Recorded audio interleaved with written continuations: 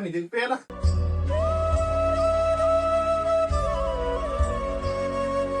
अहो, आज काय झालंय तुम्हाला माहितीये का?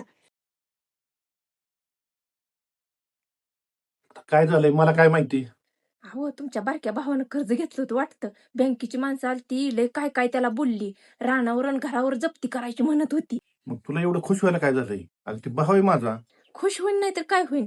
जेव्हा रानाच्या वाटण्या करायच्या तेव्हा त्यानं चांगलं चांगलं रान घेतलं आणि आपल्याला दिलं माळ रान. अगं बरोबर आहे त्याचं. त्यानं चांगलं चांगलं रान घेतलं म्हणते.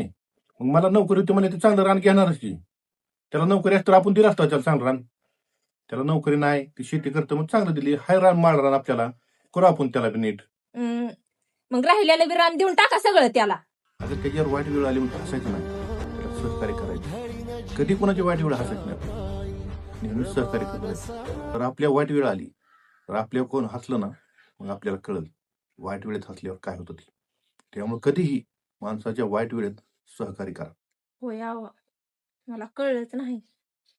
खरंच वाईट वेळेत हसायला नाही पाहिजे, त्याला साथ द्यायला पाहिजे. नाही तोला काळ झाला कसं समजावू त्याला तुझ्या आता गुरा फाटतो.